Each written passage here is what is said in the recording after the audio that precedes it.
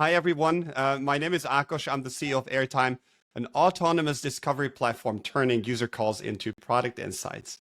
Today, I'll be talking to Gal Nachum about why we need to talk to people who didn't buy our product. Sounds a bit counterintuitive, doesn't it? And it's also better to talk to people who bought our product because they like us. But Gal is going to unpack a few of his learnings here. He's the co-founder and chairman of CogniShape, as well as xFind. And throughout his career, he founded 7 companies. The first one actually back in the 90s. And as I was turning back the wheels of time, I thought like the mid 90s was the time when I was all into computer games.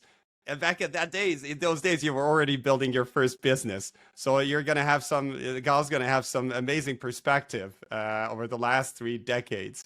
What we can learn about lost leads. So without further ado, let me pass on the mic to Gal. It's a pleasure to have you here. And first thing, could you say a few words about yourself?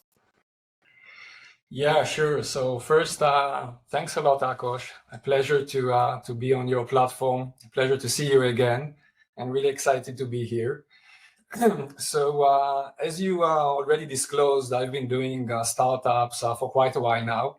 I'm actually at my 7th startup. So I'll try to make it short. I'll go quickly over some of the startups I founded, and to make it more interesting, I'll try to mention one takeaway I have from each and every one of them. So the first startup I founded or co-founded actually was, as you said, back in the 90s, a company called Mobix, and we were a pioneer of mobile data. The company was eventually acquired by Backweb. And the key takeaway I have from that period, which I really learned firsthand, was how important it is to have a strong, aligned, united, and complementary team. Okay, and that's a very, very important takeaway for every entrepreneur. The team is number one. Okay, from there everything starts. So that was Mobix. Following Mobix, I co-founded a company called Synopsys, and we were doing supply chain management. And very quickly, we took the entire Israeli market, and we were very hopeful about international expansion, just to learn that that was very, very hard.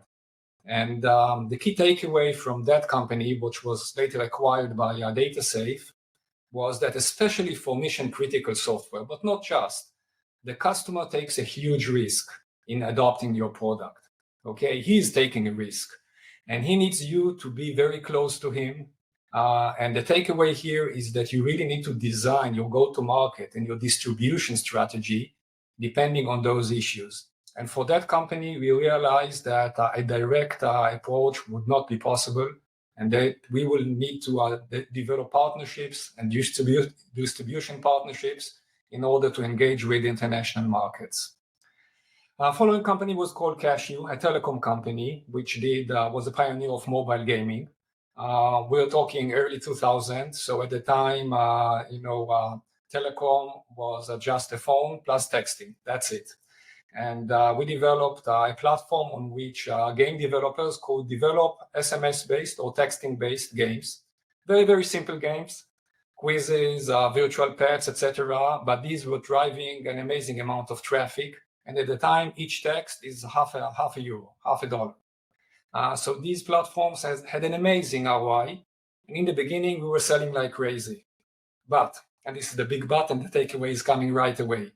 What was happening just after that is that handsets were becoming more and more advanced, and we're starting to have local compute capabilities, and games were starting to emerge on the handset.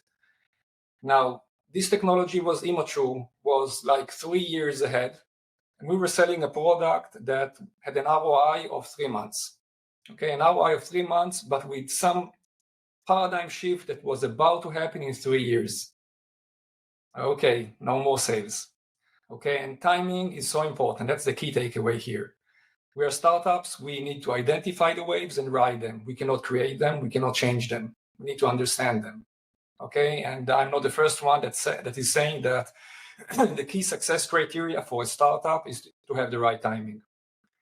So that was Cashew, and that company merged with another startup, and we restarted basically with another telecom startup called Unipeer. which was a pioneer in policy management for mobile operators, eventually acquired by Flash Networks. And the key takeaway from that period was that customers do not buy products, they buy solutions.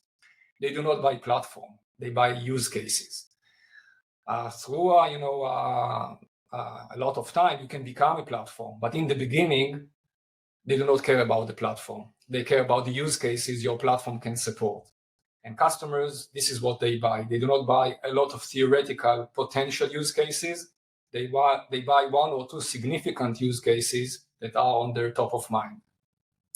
The next startup I did was a startup called Greendia, a consumer mobile service which did contact management, which went viral in Israel, was amazing, and acquired a significant market share. And then we thought, if it went viral in Israel, this is going to be a hit in the US as well. And we're sadly very disappointed.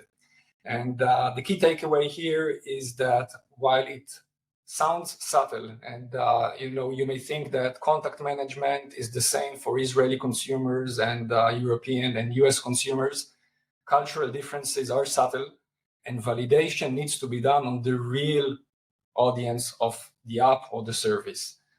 And it's very, very hard to make kind of extrapolations from one audience to another, even if they appear to be, you think they are very, very similar. So this is a very good takeaway.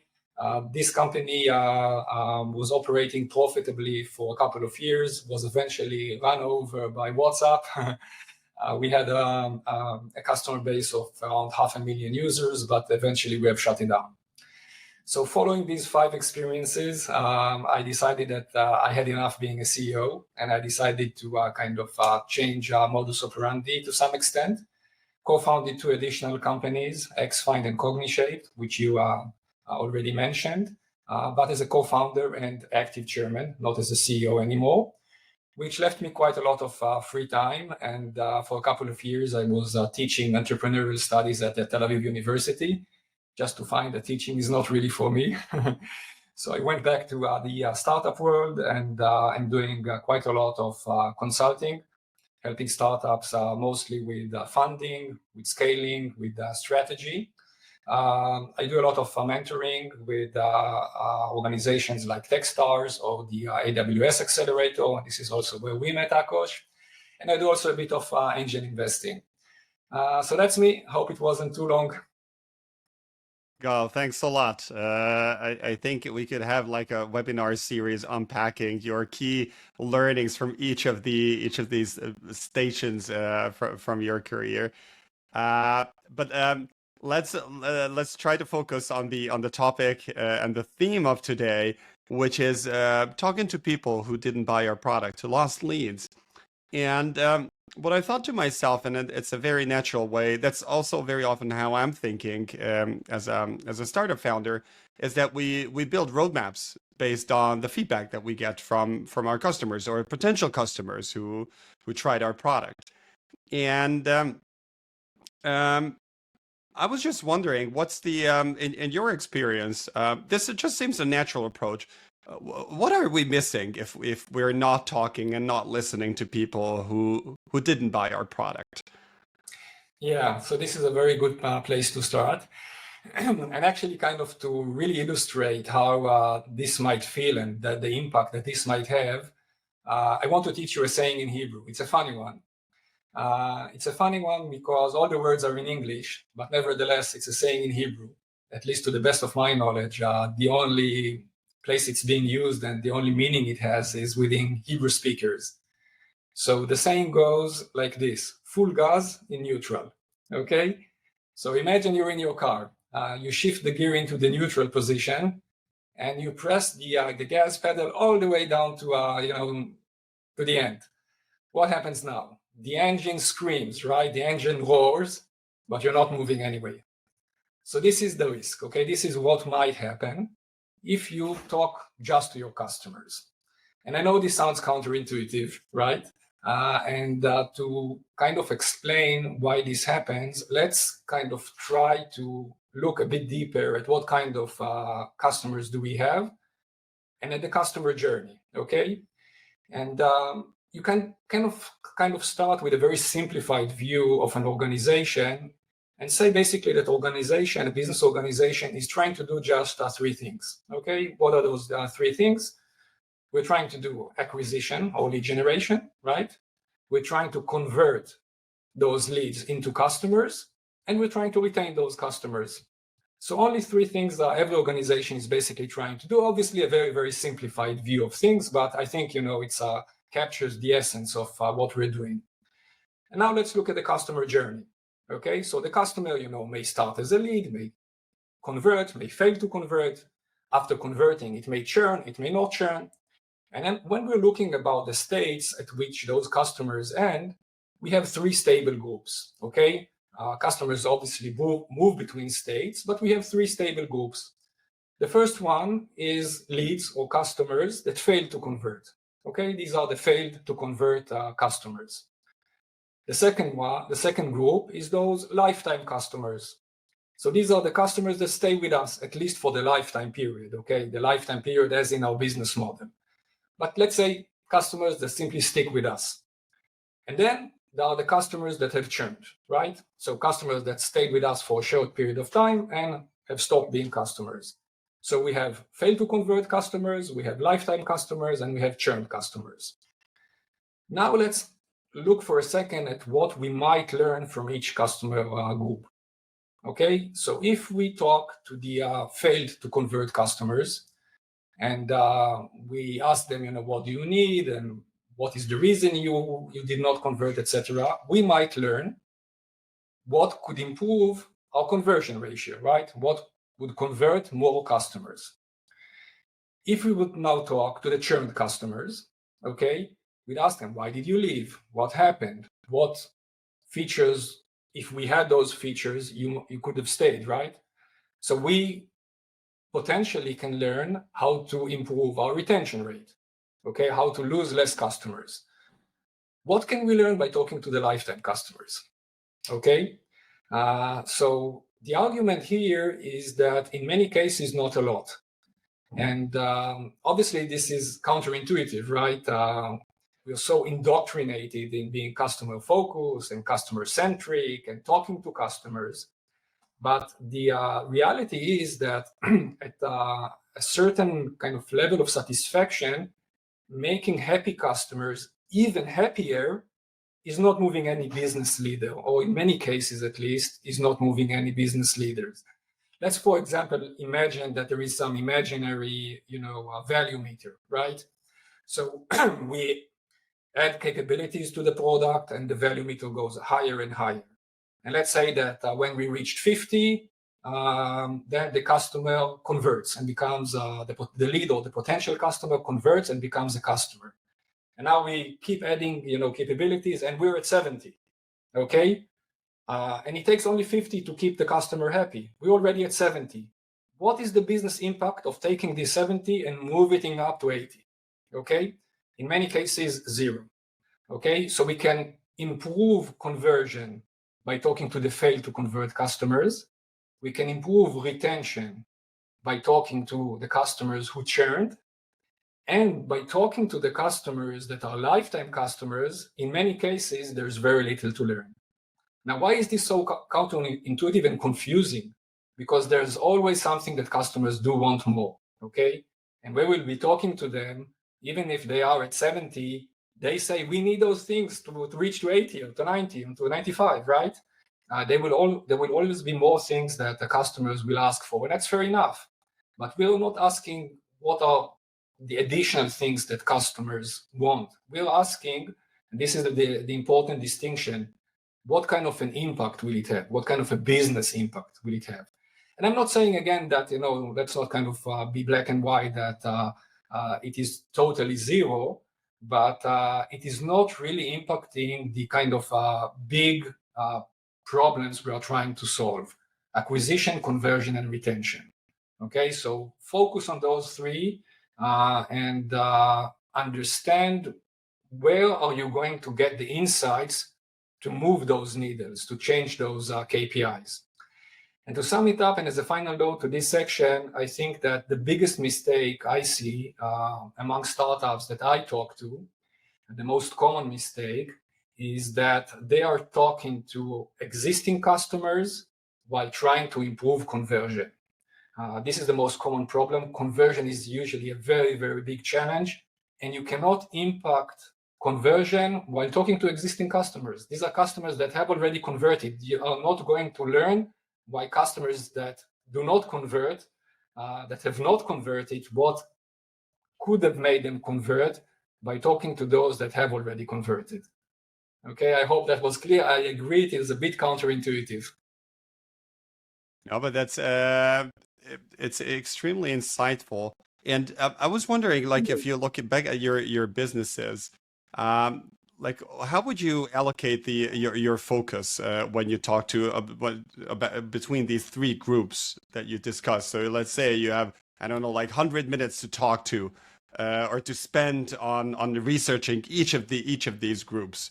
How did you allocate this time and your focus? Right. So I think you should start by asking yourself, what problem am I trying to solve now? Okay, am I trying to improve conversion? Do I have a problem with acquisition? Do I have a problem with retention? Be very mindful of which problem you're trying to solve. And as I said earlier, many times the biggest problem is conversion, right? You're getting leads, marketing is working, you're getting leads, but you do not convert a sufficient percentage of those leads into customers. And if that is the problem, you must focus or spend most of your time talking to fail to convert customers, okay, to leads that did not convert.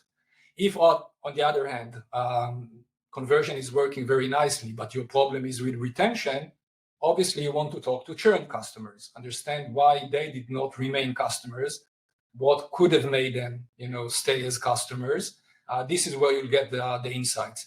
So always start with being very, very mindful of what problem you're trying to solve at the moment. And the problem may change, as time grows. Maybe you've improved conversion significantly and now you want to focus on retention or vice versa. But at each point of time, you need to start by asking yourself, what problem am I trying to solve?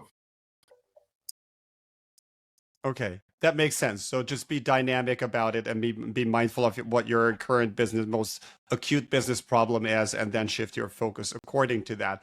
I have a personal story to tell about the researching and talking to non-converted customers, and I'd like to ask you to reflect on that.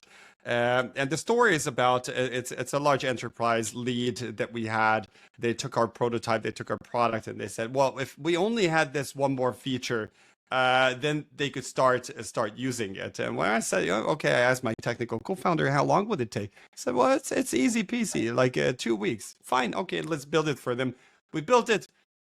They didn't convert, and they didn't become clients. And I was just I'm curious about your learnings and your approach. How can when you talk to customers who didn't convert, how can you gain confidence that what they tell you is really what you need to build in order to convert, to extrapolate like the learning from my personal failure? Yeah, I feel you, and it's a tricky one, and there are no perfect solutions here. Okay, I actually want to start with that, but having said that, there are no perfect solutions. There's a lot that can be done, right? And I would start with saying that customer discovery is a science today, and we can learn how to do it. That's a whole new topic. We can take a different session on that, how to do customer discovery correctly, and how to make sure that we learn something from those interviews, because if you do it wrong, there's almost no learning there, right? It's so biased, and it's very hard for us to really take action based on the feedback from those sessions. But if you do it right, you can learn a lot. So customer discovery is really an expertise. Today, it's a bit more of a science than an art. It's still to some extent an art, but I think the industry has become much, much better at understanding what a good customer discovery process looks like and how to do it. In some cases, you can measure intent, okay? Depending on your product, B2B, B2C, it's a bit different, but intent can in many cases be measured.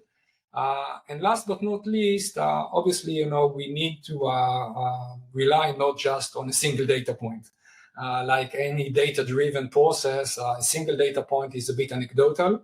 But when you hear the same feedback through kind of a rigorous customer discovery process from multiple customers, then the probability goes higher. And obviously, you can kind of take an order in advance, all kind of the customary practices around that. You can ask them, assuming I had it, how many seats of this feature would you buy? And to really dig into whether they really need it and really plan on buying it with more certainty. And all that kind of is part of how to do a good customer discovery session, which, as I said, is a big topic. Yes, yes. And I know I said that I will put the questions in the Q&A part, but one of the persons in the audience just asked the question, which I was about to ask you as a follow-up question, about how do you measure intent? You mentioned intent, which I think is an extremely interesting point. In your experience, or in the past companies and startups that you built, what techniques or questions or surveys did you use to measure intent? Yes. So, today, maybe I'll start with that. We can generate so much analytics data that the technology is in many cases overwhelming us.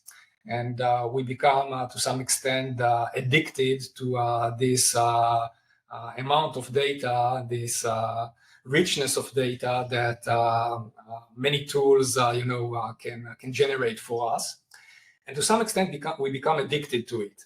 So a bit of kind of warning words here. There's no why in any of the data that we generate from those tools. A lot of data, but many times it's very hard to go deeper and to understand the motivations, to understand what's behind it. And I think we all became a bit addicted to these analytics tools. And to some extent, our social anxiety in talking to people is also playing a role here. And I think we simply need, first and foremost, to simply talk more to customers, to have, a real discussion about what you're trying to achieve, what are the challenges, what problems do they face, how does the world look like, what other tools do they use, to really get a better understanding of, at least a small group of alpha users or whatever you want to call them that you have a deeper relationship with. And having that, this is a group you can always use as a sounding board, right? To have a discussion about what would make sense, what would not make sense, how do they think about it.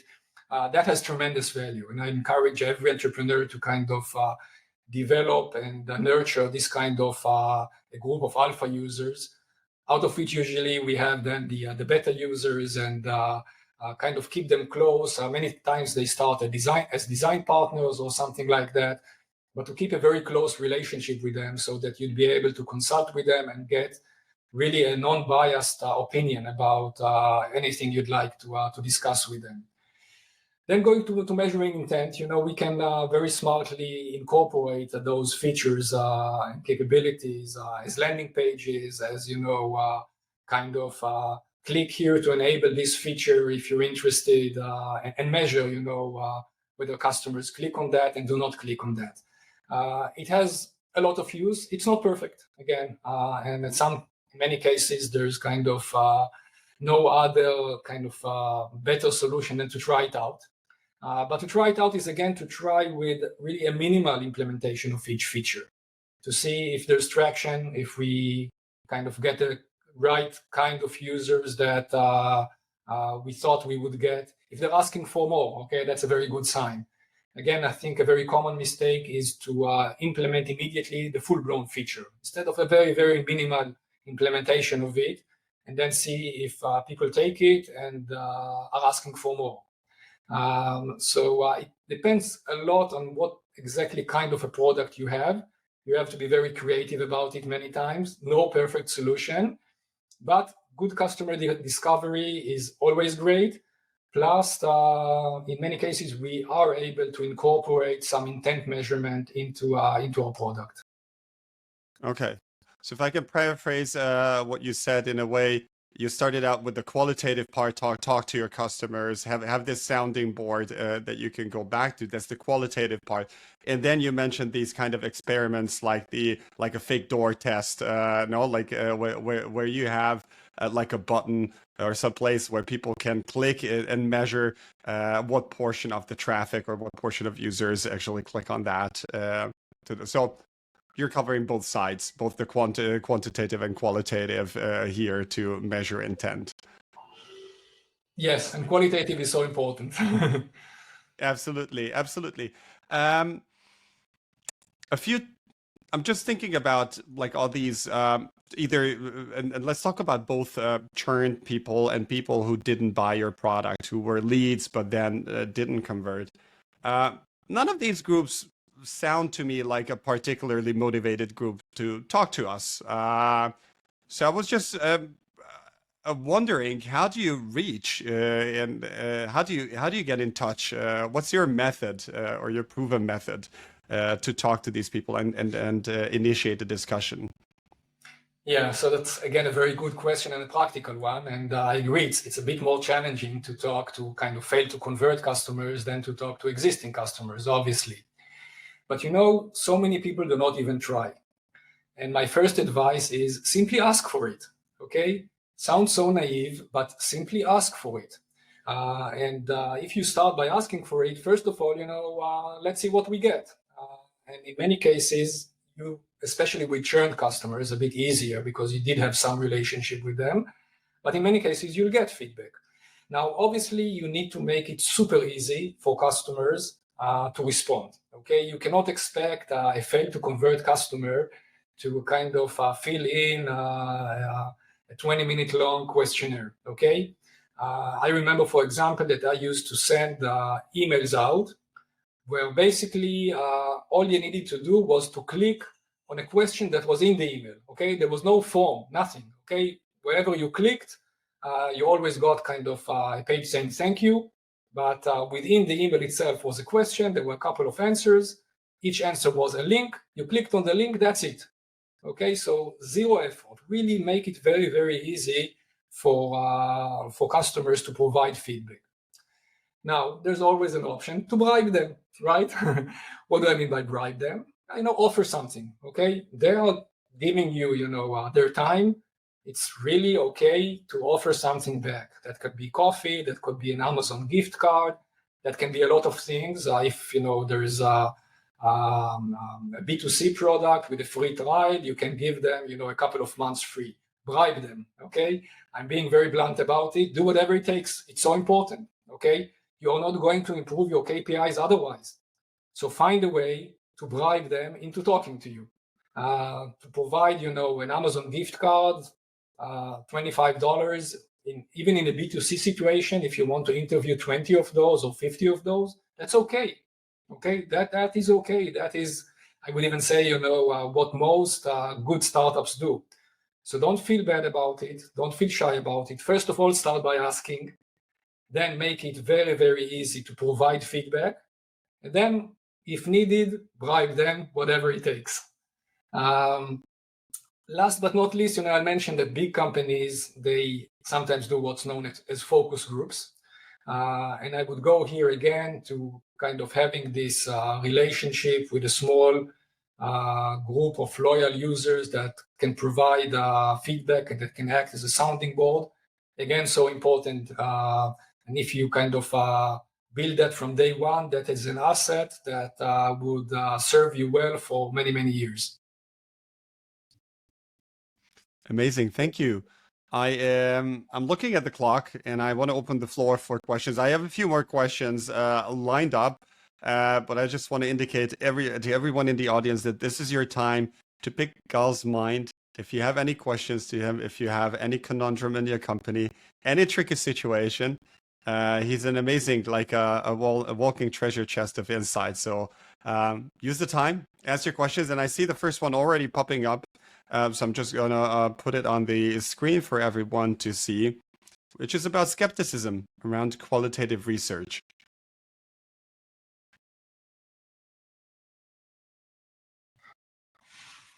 Yeah, okay. So we're going back a bit to how to conduct a good customer discovery interview and move from the qualitative to the quantitative part.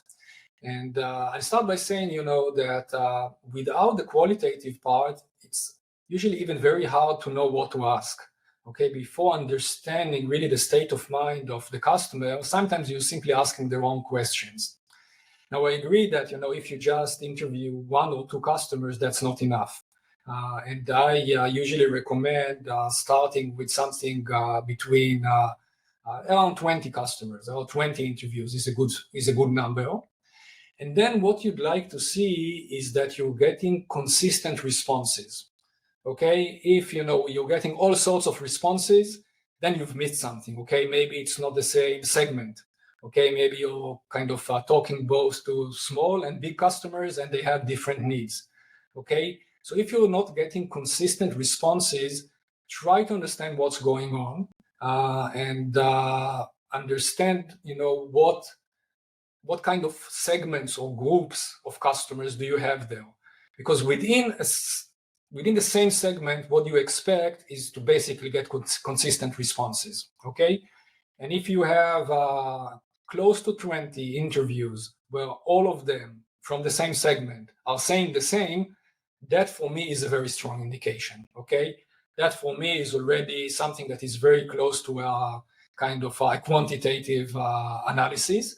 Obviously, you can now follow it up now that you've understood the customer, you know how to phrase the question, you know exactly where he's coming from and what exactly you'd like to measure. Now you can do also a survey or something like that. But I would always start with customer discovery interviews, with trying to reach something like 20 interviews. And the moment I have consistent feedback from something like 20 customers, at that stage, I say, okay, we have an answer. And I may just place a follow-up question on this one because in my experience, a lot of times the underlying current here is a general uncertainty whether we can trust what people say, because what they say is not always what they do, and this is a very often used as an argument against how much you can trust qualitative research. If someone finds themselves in this situation, how would you, or if you found yourself, how would you go about that? Yeah, so this goes again to how to construct a good customer interview. And I'll go very quickly through it because it's a bigger topic and maybe we can have a separate session around that. So a good customer interview is broken into 3 parts. In the first part, you're talking to the customers and all you're looking for is facts. You're not talking about yourself. You're not talking about your product. All you do is asking for facts, not opinions, for facts about the customer's life and about obviously the domain in which you operate. So how many times a week did you do X? Okay, how many seats of product Y do you have? How much you're spending on this? How many returns per week do you have? Facts, facts, facts. Okay, you're taking all those facts back, and now you're trying to deduce from those facts, not from your expectations, not from your hopes, not from anything else, trying to deduce from those facts what kind of problems do the customers have. And then phase 2, you go back to the customers and you do what's known as reflect and validate. So you're saying to the customer, dear customer, from what you told me, okay, I understand that you have this and this problem quantified in those metrics and KPIs. Did I understand you correctly? And the customer will either validate our understanding or would correct us, and that's also fine. We're making progress here. But now you have a validated pain. And only now, in phase 3 of the customer interview, you come back to the customer and say, okay, for this specific validated pain, okay, now that we understand the pain, we've quantified the pain, we know how to measure the pain, okay, let's together think whether this solution is a good solution and how would it change the KPIs of this problem that we talked about earlier. Okay, only in this context I think the feedback is valid and there's learning here. Okay, we made it very kind of precise what we're talking about and what kind of feedback we're asking the customer to give us. It's not an open question. Do you think this is a great idea? That's a very bad question. Okay, so we'll be very specific here about a specific problem, quantified, measured, defined in the words of the customer from data that he provided us. And only now in the last stage of the customer interview do we introduce the solution and try to analyze together whether the solution is a good fit to this very well-defined problem. Okay, if you go through this process, again, it's not a perfect process, but this is kind of the best practice of how to do a customer interview with maximum learning out of it. While we're waiting for any further questions from the audience, I'm gonna fill in the void a little bit, and I'm curious. When you talk to churned customers, and when you talk to leads who didn't convert, just the sheer act of listening to them and taking feedback from them, did that have any impact on their, like, either coming back or becoming a customer later on? Even though I know that's not the purpose of talking to them, but does this have this side effect in your experience? Yes, but it is a side effect, okay? And this depends a lot, in a B2B scenario, maybe when they churned, they already moved to a different vendor. It's not a quick kind of back and forth, but I think it does kind of build more trust and more kind of depth into the relationship. And in the longer run, I've seen them come back. Maybe they would have come back otherwise as well. It's very hard to say. But overall, yeah, there is a side effect, but don't expect this kind of to be significant. And this is not the objective of the exercise. The objective of the exercise is learning and to avoid those situations to begin with. It does happen, but not that much. And again, that's really not the point of the exercise. Okay, got that. Gal, from my side, I have a last question because we covered so many things today. You shared so many stories. If there are 3 things that we remember and that we have to remember from what you told us today, what should these 3 points be? Okay, so 3 points. So the first would be at any stage very mindful of what problem you're trying to solve. Okay, if you're not sure what you're trying to solve, you are most likely going to get lost. The second, which we talked about, is that making happy customers even happier is not probably going to have any business impact. Okay, counterintuitive, but when you think about it, it's true. And the last one is keep talking to the entire target market, entire target audience, and build around you a group of alpha users, of loyal customers that could serve as your sounding board for from the beginning and for a long period of time. Amazing. Gal. I think with that, I'm going to wrap up our session. If any of you in the audience, if you have questions afterwards, I put the LinkedIn profiles and the links in the chat. I'm also going to circulate this recording to everyone who was here, so you'll have our contact details later on. I'd like to thank the audience for the questions, for the activity.